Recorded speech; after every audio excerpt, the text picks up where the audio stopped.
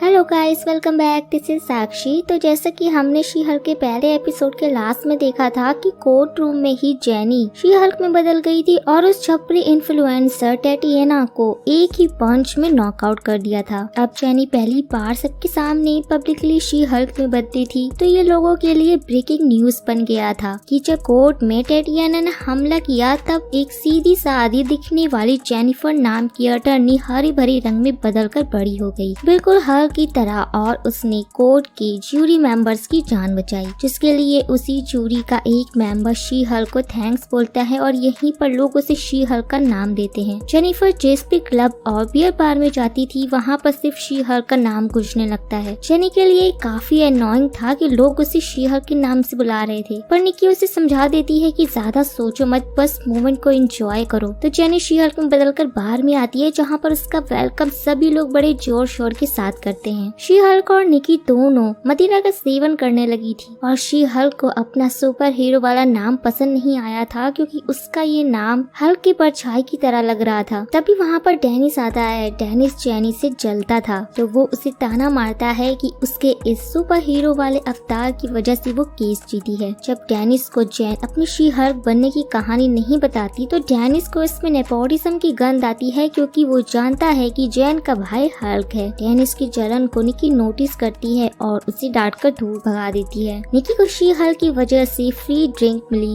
ये देखकर she Hulk और भड़क जाती है क्योंकि जेनी ने सालों मेहनत करके अपनी लॉ डिग्री को इसलिए हासिल नहीं किया था कि वो एक सुपर हीरो बनकर अपनी लाइफ की बैंड बजाए। उसके हिसाब से सुपर हीरो बनना बस बिलियनरी, जीनियस और अनाथ बच्चों का काम है। एक तरह से जेनी आयरन मैन, हल्क और कैप्टन अमेरिका की ले रही थी कि बिना किसी हेल्थ इंश्योरेंस, छुट्टी और सैलरी की वो एवेंजर्स का हिस्सा बनके खुद के पैर पर कुल्हाड़ी नहीं मारना चाहती थी। मैं सोच रही थी कि शी हल्क उनका मजाक उड़ा रही है, पर ये हमारे लिए मेटाफोर है कि बिना किसी फायदे के एवेंजर्स पूरी अर्थ की रक्षा करते हैं। पर निकी को शी हल्क काफी हॉट लगती है जो कि सच भी है। तभी वहाँ उनसे मिलने डीए ऑफिसर हेड आते हैं जो सबसे पहले शी हल्क को जेनिफर में बदलने को बोलते हैं। जेनिफर में ट्रांसफॉर्म होते ही जेनी को जबरदस्त वाला हैंगओवर होने लगता है क्योंकि पिछले एपिसोड में हमने देखा था कि हल्क बने रहने पर शराब का नशा उन पर नहीं होता, पर उसका असर उनकी ह्यूमन बॉडी पर होता है। अपने हैंगओवर को संभालते हुए जेनी अपने बॉस की बातें सुन रही थी। उसके बॉस उसे थैंक्स बोलते हैं क्योंकि शी हल्क ने उनकी जान भी बचाई थी और केस भी जीत गई थी। पर जीएल के एंड एज ने उनके केस को नाजायज केस घोषित कर दिया था, ये बोलकर कि शी हल्क ने जूरी की जान बचाई, इसलिए जूरी का फैसला उनके पक्ष में नहीं आया। देख रहे हो, भलाई का जमाना ही नहीं रहा है। एक तो जेनी ने उनकी जान बचाई, फिर भी उन्होंने घटिया रीजन देकर हरा दिया और जैन के साथ अब ऐसा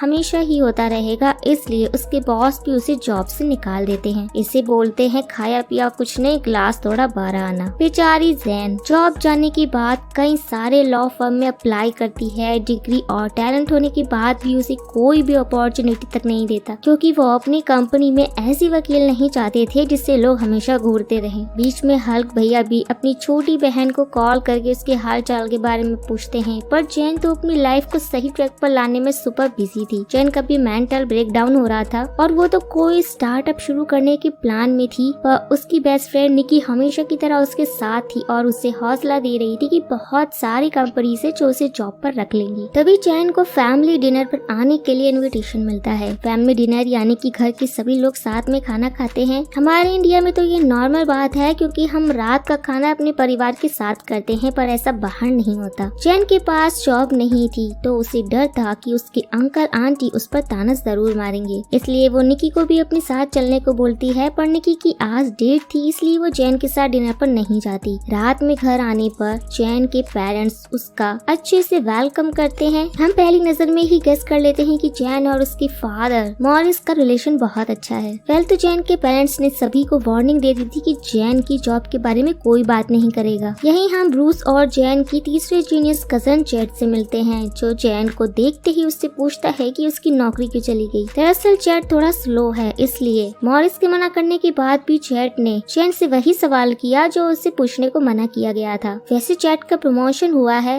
वो अब बेस्ट बिजी स्टोर का मैनेजर बन चुका है। भला हो उस स्टोर का जिसका मैनेजर ये नमूना है। फिर सब एक एक करके सुपर हीरो की बात करने लगते हैं। जैन की मॉम ने तो उसका फोन नंबर बच्चों को बांटना शुरू कर दिया था क्योंकि वो सबको बता रही थी कि उनकी बेटी बेटी एक सुपर हीरो है। वहीं पर सब हॉकी के तीरों के बारे में पूछ रहे थे कि तीर चलाने के बाद क्या हॉकी वापस से उन तीरों को इकट्ठा करता है। उनके अजीब अजीब सवालों से जैन बिल्कुल पक चुकी थी, इसलिए मॉरिस जैन को किचन में लेकर आते हैं, जहाँ पर वो जैन को समझाने लगते हैं क्योंकि जैन बहुत ही ज्यादा निराश थी। उसके हल्क बनने की वजह से उसका फ्यूचर बर्बाद हो रहा है और वो लोगों की नजर में गलत साबित हो रही है। मॉरिस उसे प्यार से समझाते हैं कि आखिर हल्क बनने वाली बात एक दिन सबके सामने आनी ही थी और उसे खुद पर गर्व होना चाहिए कि उसने लोगों की जान बचाई है, न कि अपने बड़े भाई की तरह पूरा शहर तबाह कर दिया। हल्क ने भले ही कितनी भी तबाही मचाई हो, पर लोगों की नजर में वो हमेशा हीरो ही रहा। डैड से बात करके जैनी के सीने से बोझ उतर जाता है, पर उस पर अब नई जिम्मेदारी भी आ गई थी क्योंकि वो अब शी हल्क है। जैनी बार में बैठकर शराब पीते हुए अपने करियर लॉस जिंदगी पर अफसोस जता रही थी। उसकी कंडीशन इतनी खस्ता थी कि उसके पास अब शराब पीने के भी पैसे खत्म हो गए थे। तभी वहाँ पर उससे मिलने GLK&H कंपनी का मैनेजर हॉलवे आता है और वो जैन के लिए ड्रिंक खरीदते हुए उसे एक जॉब ऑफर देता है। पहले तो जैन को लगता है कि हॉलवे मजाक कर रहे हैं क्योंकि उनकी वजह से ही उसकी पिछली जॉब छूटी थी, पर मिस्टर हॉलवे एक सख्त इंसान है जो कभी भी नहीं हंसता, तो वो मजाक क्यों ही करेंगे। वो जैन को अपनी कंपनी में खुल रहे नए डिवीजन का हेड बनाना चाहते थे और उन्हें इस बात से भी कोई प्रॉब्लम नहीं थी कि जैन अपना असिस्टेंट किसे रख रही है। जैन फौरन इस जॉब के लिए हाँ करती है और उसे मंडे को काम पर बुलाया जाता है। मंडे की सुबह जैन फुल कॉन्फिडेंस में GLK&H कंपनी में जाकर हॉलवे से मिलती है, तो उसे पता चलता है कि सुपर ह्यूमन आजकल बहुत क्राइम करने लगे हैं, इसलिए उन्होंने सुपर ह्यूमन लॉ डिवीजन का एक नया डिपार्टमेंट शुरू किया है जिसका हेड वो शी हल्क को बनाना चाहते हैं। जैन समझ जाती है कि GLK&H वाले उसे और शी हल्क दोनों को जॉब पर रखना चाहते हैं। तो देख रहे हो दोस्तों, ब्रूस यहाँ पर अपनी आधी जिंदगी हल्क और ब्रूस को एक करने में लगा रहा, पर जिंदगी ने जैन की यह मुश्किल आसान कर दी। जैन का तेज दिमाग और शी हल्क की ताकत मिलने के बाद जैन का करियर तो लाइट स्पीड की रफ्तार से भागेगा, पर जैन को office air coach she Hulk बनकर आना पड़ेगा, जिससे सबकी नजर उस पर आ गई थी। अपने बड़बोलेपन में जैन हॉलवे को बता देती है कि वो नास्तिक है। वहीं हम उसके बड़े से शानदार ऑफिस में निक्की को देखते हैं, मतलब जैन ने अपने साथ निक्की की भी लाइफ को ट्रैक पर ला दिया था। वाह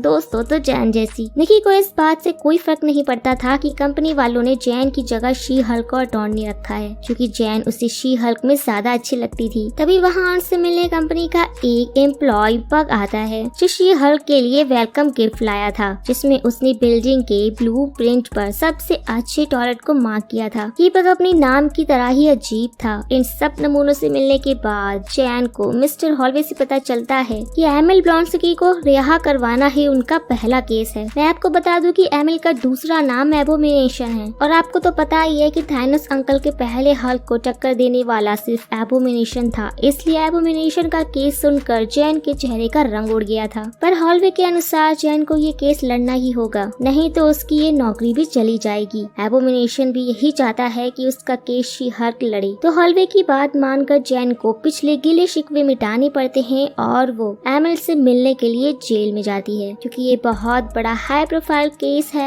और गेस स्पॉट एबोमिनेशन को जिस जेल में बंद रखा गया था वो DODC वालों का है। देख रहे हो, DODC वाले हर जगह हैं। कार शी हल्क को रोक देता है, अंदर नहीं जाने देता, क्योंकि वो अंदर सिर्फ ह्यूमन के फॉर्म में ही जा सकती है। जैन के बदलने के बाद वो सिक्योरिटी गार्ड से मजाक करते हुए एमिल से मिलने जाती है, जो अभी मस्त अपने ह्यूमन फॉर्म में एक एडवांस चैम्बर के अंदर बंद था। मिलते ही सबसे पहले एमिल जैन को नमस्ते बोलता है, क्योंकि वो जैन को बताना चाहता है कि योग के जरिए उसने भी अपने अंदर के एबोमिनेशन को पूरी तरह से कंट्रोल कर लिया है और वो अब खुद भी एक एबोमिनेशन में नहीं बदलना चाहता। बात करें एमिल के बैकग्राउंड की, तो वो रशिया में पैदा हुआ, ब्रिटेन में पला और फिर रॉयल मरीन का कमांडर भी बना, जो US गवर्नमेंट के लिए काम करती थी। यहीं पर एमिल अपना नजरिया जैन को बताता है कि वो तो मस्त आर्मी का कैप्टन था, पर जब हल्क तबाही मचा रहा था तब अमेरिकी सरकार ने ही उसे एबोमिनेशन बनने का सीरम लगाया, जिसके बाद वो हल्क को रोकने गया। उसे लग रहा था कि वो अमेरिका का हीरो बनेगा, पर आज वो जेल में है। जैन भी उसकी बातों से खुद को कनेक्ट कर रही थी, पर उस सीरम की वजह से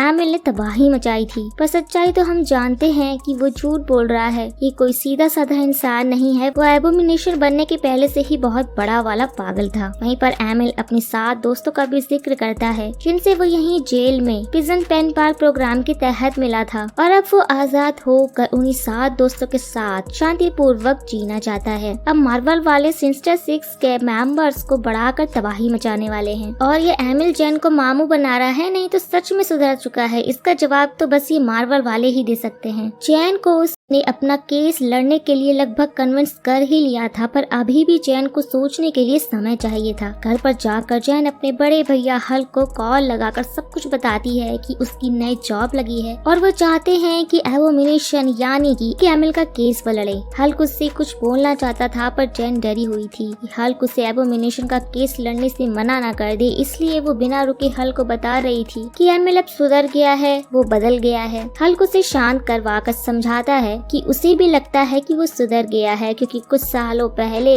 उसने उसे एक लेटर भेजा था जिसमें उसने हल्क से माफी मांगी थी और हल्क ने तो बहुत पहले ही एबोमिनेशन को माफ कर दिया था। हल्क को जब पता चलता है कि जैन को लोग शी हल्क बुलाते हैं तो वो खूब ठहाके लगाता है, क्योंकि वो ये सोच रहा था कि जैन खुद को जज के सामने खुद को She Hulk attorney at law बोलकर प्रेजेंट करेगी। जैन भी ये सोचकर हंसती है। वहीं पर हम हल्क को देखते हैं जो कि स्पेसशिप में बैठा आउटर स्पेस में कहीं जा रहा था। मतलब मार्वल वालों ने वॉल हल्क की नींव बिछानी शुरू कर दी। जैन हॉलवे को कॉल करके कंफर्म कर देती है कि वो एबोमिनेशन का केस लड़ेगी, पर लास्ट में वो न्यूज पर देखती है कि एक क्लिप वायरल हुई है जिसमें एबोमिनेशन एक रिंग में लड़ रहा था। ये सीन शांग-ची मूवी का है जिसमें वोंग एबोमिनेशन को डीओडीसी के जेल से भगाकर ले गया था। अब इस स्यापे को जैन कैसे संभालेगी ये हम आगे के एपिसोड में जानेंगे। लास्ट के एंड क्रेडिट सीन में हम शी हल्क को फैमिली डिनर वाली रात में कार को हवा में उठाए देखते हैं, क्योंकि उसके जीनियस भाई जेट ने कार का टायर पंचर कर दिया था और उसे टायर को बदलना भी नहीं आता है। वहीं हम शी हल्क को देखते हैं जिससे मॉरिस घर में पानी का कैन भरवा रहे थे। मतलब घर के अकेले बच्चे हो तो लोग तुमसे पानी भी भरवाएंगे, अब चाहे तुम्हारे पास हल्क जैसी पावर ही क्यों ना हो। मार्वल का हमें सरप्राइज करना लोग अब भूल चुके हैं, पर मुझे यकीन है कि शी हल्क में डेयरडेविल के साथ और भी बहुत सारी चीजें होंगी जो हमें बहुत सरप्राइज करेंगी। सो बिग सरप्राइज के लिए वेट करो दोस्तों, बिकॉज मार्वल नेवर डिसअपॉइंटेड अस। अब तक के लिए बस इतना ही, मिलते हैं इसके थर्ड एपिसोड में। सो गाइस हमें कमेंट करके जरूर बताएं कि आपको ये एपिसोड कैसा लगा। तो वीडियो को लाइक कमेंट शेयर करना बिल्कुल भी मत भूलिएगा। अब मिलते हैं नेक्स्ट एपिसोड में, तब तक